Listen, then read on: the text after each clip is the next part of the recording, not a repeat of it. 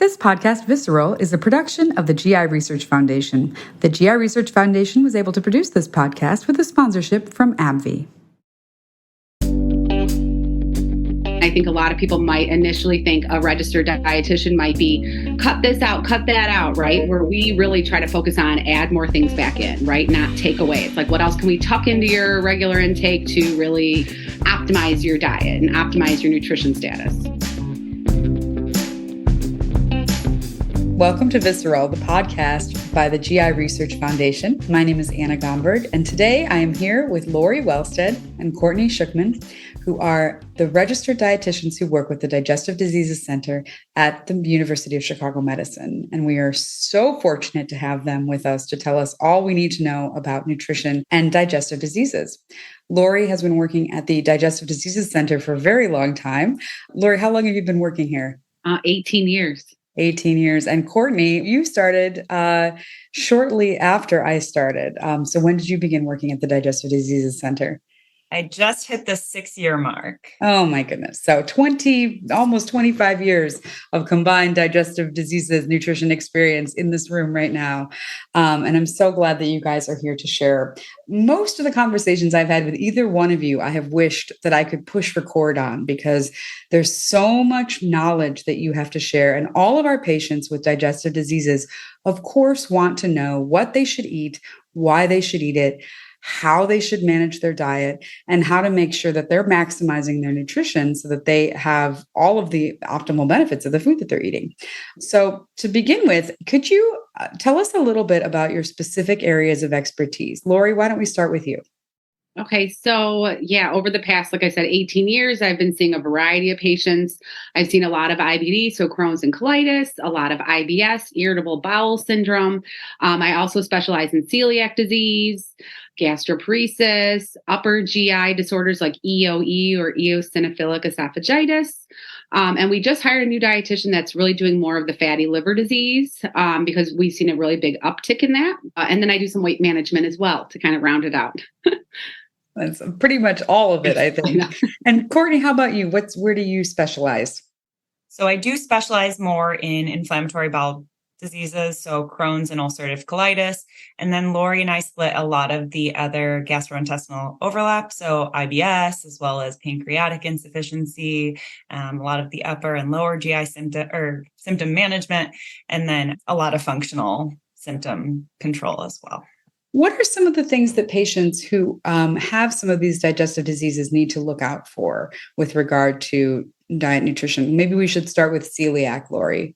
Yes. So celiac disease, really the only thing they have to avoid is gluten. So that's wheat, rye, and barley. But otherwise, they could have a varied diet. And what does meeting with a dietitian look like for a patient with celiac disease? What kind of help can you give them? Yeah. So, really, we do a nutritional assessment, have the patient sit down with us, whether it's virtual, in person, and really kind of go through what their typical intake is, seeing what their current digestive symptoms are. Again, are they complaining of diarrhea, constipation, heartburn, to see, again, what are those kind of markers that we're going to look at to see if your symptoms improve, making some dietary and behavioral modifications. So we go through those things, kind of a 24-hour recall. And then really at the end is coming up with some goals that it's kind of like patient-centered goals and having them come up with their ideas of what they want to work on. And again, for celiac disease, we're going over the strict gluten-free diet because there is no medication for it. So they have to adhere to a strict gluten-free diet. But again, there's no medications for it. So these patients might meet with us. They have an initial visit and it depends on, again, insurance coverage or patient interest of how often they want to follow up as well. It's wonderful. And then same thing for IBD patients. What's your first meeting with an IBD patient like? And what kind of nutritional needs do they typically have? So IBD looks really different from one patient to the next. So again, like Lori said, a nutritional assessment, one of the first things I ask is, what are you experiencing? Because a lot of people assume that IBD means lots of frequent diarrhea, blood in your stool. But for some of our patients, it may not present with any symptoms or maybe just slight discomfort or abdominal pain. Some patients experience more constipation. It also depends on where their disease is located. So if a patient has colitis or ulcerative colitis or Crohn's that's specifically in the colon, their symptoms might look very different than someone that has small bowel involvement. That also affects what kind of nutritional deficiencies that we're typically monitoring for, since the small intestine main job is to absorb a lot of those vitamins and minerals. So those individuals with disease in the small intestine, specifically the ileum, tend to have more of the vitamin and mineral deficiencies versus patients with colitis, whether that's Crohn's colitis or ulcerative colitis, might have more of those functional symptoms like the diarrhea or constipation. They often tend to have more electrolyte abnormalities if they are having frequent loose bowel movements, and less frequently present with some of those like micronutrient deficiencies. It sounds like we're really talking about a really personal approach to the way that people eat and what they're eating, and then also doing the evaluations to make sure that they are not having those deficiencies that you mentioned. Is it very common for people to have deficiencies in nutritional issues with any digestive disease? Yeah. So Lori was speaking to celiac, and we do frequently see vitamin B12 and vitamin D deficiencies, as well as iron deficiency in that patient population. But we also see that with patients that present with ulcerative colitis and Crohn's as well. So if a patient does have some of these nutrient deficiencies, it doesn't indicate what type of digestive disorder we're working with. Further evaluation with their gastroenterologist is really important to pinpoint what specific disease we're managing. It is more common, like I said, with Crohn's to see a full gamut of vitamin deficiencies or mineral deficiencies. So anywhere from vitamin A, E, D, B12, B6, folate, zinc, iron, selenium. So there are a lot of different nutrients we're monitoring for. When a patient is in a state of active disease, we tend to see more of these nutrient deficiencies, and we want to monitor them more closely than when someone's in remission. However, I always stress to my patients, be your own patient advocate and make sure that you're still getting those labs checked at least once a year, because sometimes it flies under the radar and we don't check labs for multiple years, and you could still have some of these underlying deficiencies. Like vitamin D is extremely common, especially for those who live in the Midwest, just because we don't have as much exposure to sunlight. And then some of the other vitamin and mineral deficiencies we do see commonly too, just because of diet quality with a westernized diet. Totally. So outside of nutritional deficiencies, what else does a dietitian help with? Maybe Lori, what kinds of things? You mentioned some of the functional bowel stuff that can really be a problem for patients because it's really disruptive to their lives. How does diet factor into that? Well, I think our goal too is really to try to vary people's diet and try to add things in. I mean, every week I have multiple patients that are eating such a self-limited diet, right? Like they're cutting out X, Y, and Z because someone might have told them. And next thing you know, they're eating a, very limited diet. And then they're undernourished just because of their lack of variety in their diet. So like Courtney said, sometimes people are not even getting enough vitamin C and a lot of the common things that could be quite easy to get enough in. So really kind of going over the whole diet, making sure people are eating adequate protein, making sure they're eating, again, I always say all the colors of the rainbow, right? So kind of seeing what else they can kind of add in versus, again, I think a lot of people might initially think a registered dietitian might be cut this out, cut that out, right? Where we really try to focus on add more things back in, right? Not take away. It's like, what else can we tuck into your regular intake to really optimize your diet and optimize your nutrition status and help energy and quality of life? I think that's our big thing too, is really kind of like re-educating people to not feel that they need to avoid so many things because there's really not enough evidence for a lot of that unnecessary restrictions. Well, and food is energy. That is why we eat food, right? And so the idea that like people are saying like, and I think we see this in the support group that I run all the time, that people really do, in an effort to get a handle on their pain, and an effort to get a handle on their symptoms, their frequency, their urgency, they really say like, okay, I'm just not going to eat, because eating is the root of this. And of course, we know that you can't live like that. Like that's a terrible way to live. So it's like very helpful to think about. But like, what about patients? So patients come with that limiting perspective. How do you, where does that come from? Why do people self-restrict? Why do they over restrict? What kind of information is out there about that? And why does that happen? I believe a lot of it's an adaptive response. So when you eat and you experience a symptom immediately after eating, you correlate those symptoms with the specific food that you just ingested. So it's kind of like Pavlov's theory that we learned in school, where you ring a bell, the dogs start to salivate. It's a trained response. So it's an adaptive response that if we eat things that don't feel good, that we might want to eliminate those foods. But what patients tend to see is they eliminate one food, they still have symptoms, they eliminate the next food. So especially in patients with an inflammatory condition like IBD, during a state of active disease, all things might not feel so great in the body. So even sometimes sipping water doesn't feel good. So if you start to eliminate everything that causes symptoms, you might be left with very limited items that provide nutrition for you. So a lot of, I think, what Lori and I do is educating on foods that are generally well tolerated. It doesn't mean that it works for everyone, but we provide the education on why those specific foods do tend to sit better in the digestive tract. So whether that's the types of fibers or how we prepare them or manipulate the fibers to help just ease digestion, making sure that we're using swaps for foods that might cause more functional symptoms like gas and bloating. A lot of what we do is, rather than focusing on eliminating, we talk about what foods can we swap that might provide a similar nutritional value and enjoyment with eating without completely having to restrict entire food groups. What kind of manipulation do you recommend for patients? You mentioned the fibers that you can change how the fibers are received by the digestive system. What does that mean? So we talk a lot about particle size when it comes to IBD. So this doesn't translate to all patients with digestive disorders. So if you have something like celiac disease or IBS or acid reflux, you might not have to go to some of these measures to manipulate the foods that you're eating.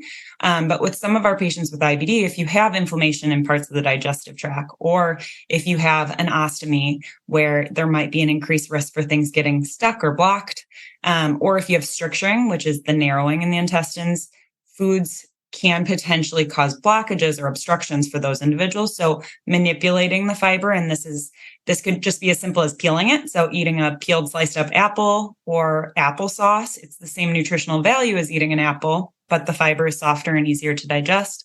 Some of my patients, we do more of like the roast a bunch of vegetables, throw them in a blender and make like a vegetable puree. You can use this for pastas. You can use it as a spread on sandwiches and wraps. You can use it as a sauce to put over your protein like chicken or fish.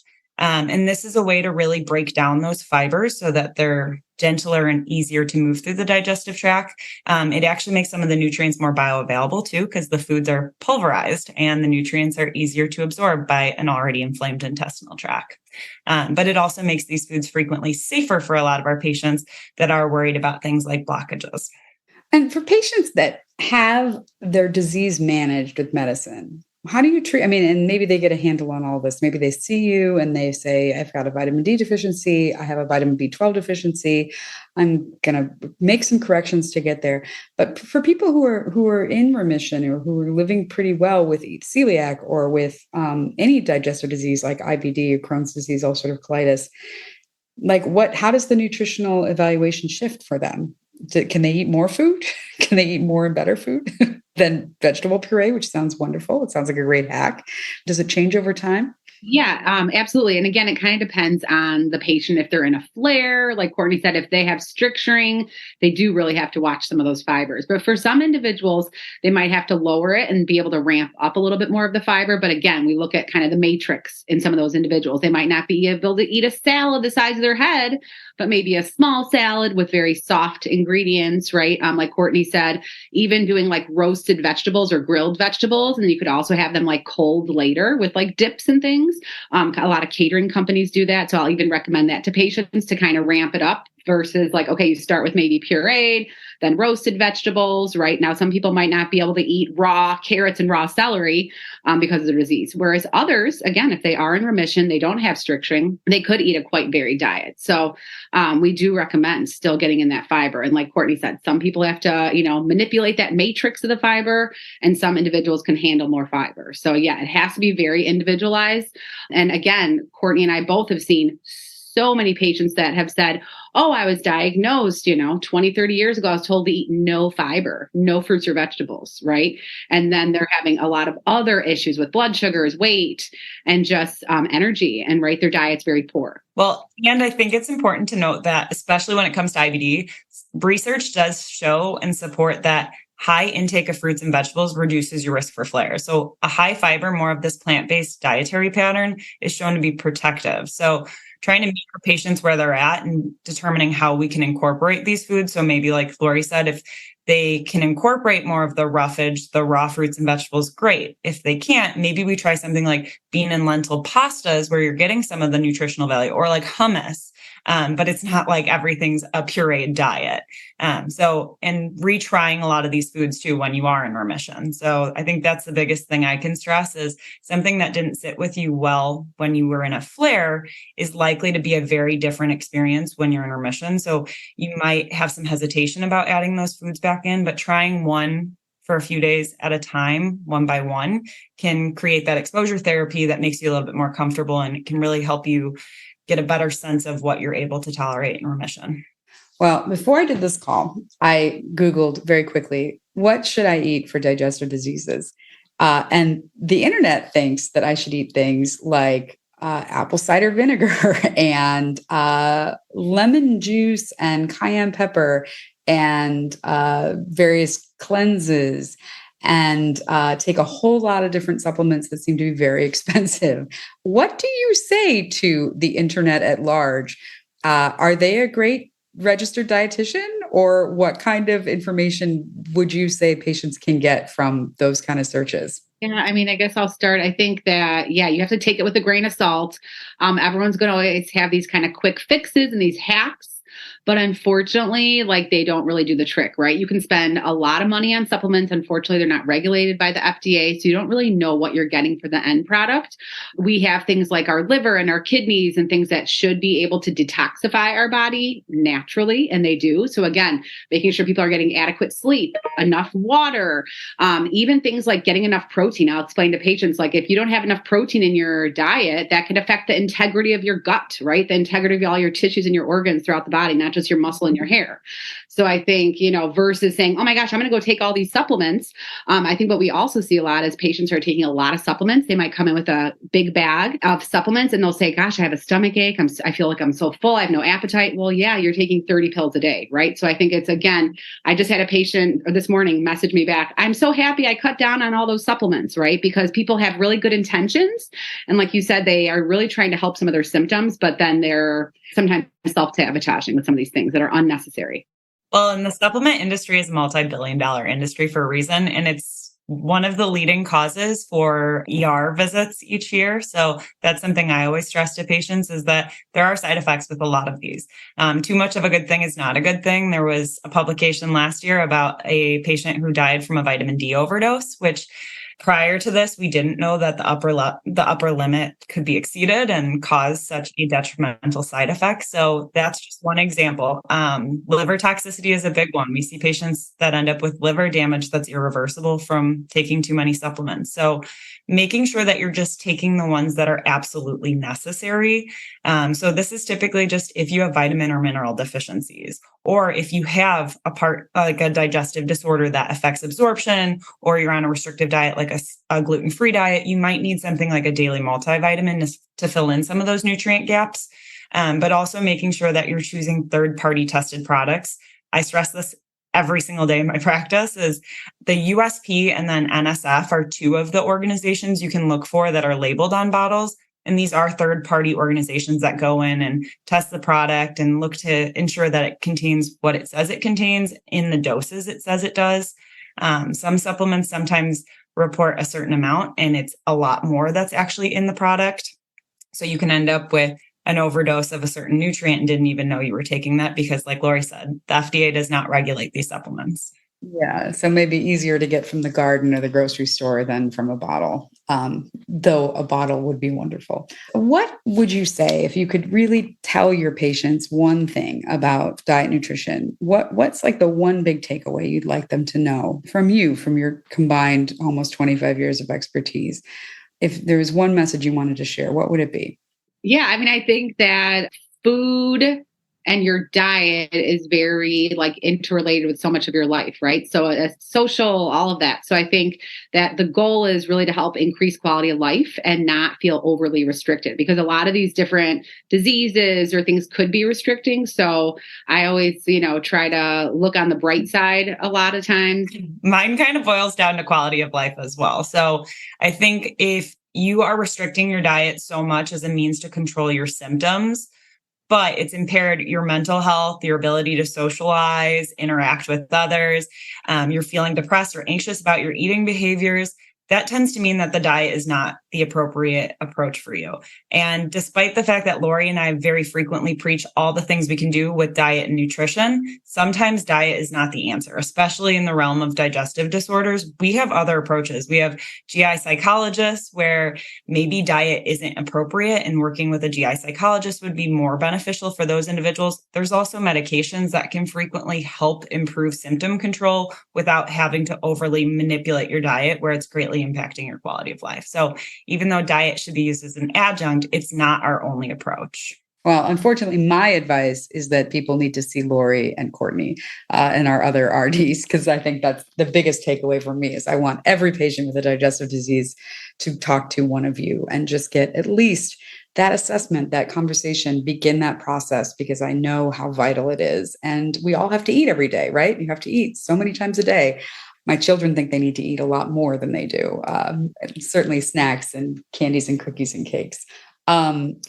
This is like bonus for myself. What kind of diets do you guys have? I'm always curious to know what dietitians eat. I think everybody is. What kind of diet do you eat? Courtney, I follow you on Instagram. I know you're kind of a foodie. What's your personal philosophy about food? All foods fit. Anything and everything can fit within a balanced diet. So I think we all, as dietitians, frequently preach, try to incorporate more whole foods. So things that don't have a laundry list of ingredients. This is going to be fruits and vegetables, legumes, lean proteins, unprocessed proteins, but also that food is a social part of our lives as well. So being able to go out to eat, indulge in things without a restrictive mindset, I also think is my personal philosophy is I like dining out. That's probably a highlight of my week is going out with my significant other and eating out and enjoying new cuisine. But then also majority of the week, we're focusing on preparing foods at home with simplistic ingredients that provide a good variety of that rainbow, the fruits and vegetables and lots of color. Yeah. I wish I had your life. Your life, the dining out life that at least you share on the gram is very inspiring. Lori, how about you? She's pre-kids too. So that's another. I know, she's pre-kids. Pre-kids. Now maybe, I have to look to see if I forever. can go out, kid menus are right. So it's a challenge. I think that, yeah. But yeah, and again, I have celiac disease. Unfortunately, I was diagnosed about 8 years ago. So I just follow a gluten-free diet, but I eat all the other things, right? So I don't restrict anything else besides that. I love food, and I'm always like, oh my gosh, where am I going to go to eat next? So my friends always make fun of me because I'm always on a mission to try different gluten-free things. Whether it's fried foods that are gluten-free, because that's another thing I'm very restricted on. I can't eat out of regular fryers. So that's something I get excited about. And yeah, I agree with Courtney. I eat all foods. I have a sweet tooth. So again, I always, I think a lot of my recommendations with patients are things that I also, have experienced. And again, I always say making sure that, you're satisfied. Are you eating things that are making you feeling satiated, right? Mm-hmm. Otherwise, you're just going to say, forget it. I'm just going to eat whatever, right? So I think it's all balance. Oh, yeah. Well, I have had such a great time knowing you and eating with you guys and going, to have our events with you. And I know that you speak the truth, you live that truth, and it's really inspiring. And it helps remind us that the people who really know this treat food the way that it should be part of your life, as something that really brings joy and brings a lot of fulfillment and happiness, as well as doesn't make you sick. So that's very helpful to hear. I want to say thank you guys so much for being here today. I know that you are so busy all the time, and just taking the time to talk to us and share some of your wisdom is just such a gift. And we will have I'm sure more conversations in the future, because everybody likes to talk about food, and you guys really know everything that we need to share. Thank you guys so much. Thank you. Thank you for listening to this episode of the podcast Visceral from the GI Research Foundation. This episode was written and produced by me, Anna Gomberg, and edited and mixed by the incredible Mike Collins-Dowden, who also composed our theme music. We hope you will join us next time. Until then, to access other podcasts and learn more about research to treat, prevent, and cure digestive diseases, as well as access additional educational materials, please visit the website at giresearchfoundation.org and follow us on Facebook, Twitter, and LinkedIn. Thank you again to AbbVie for making this podcast possible.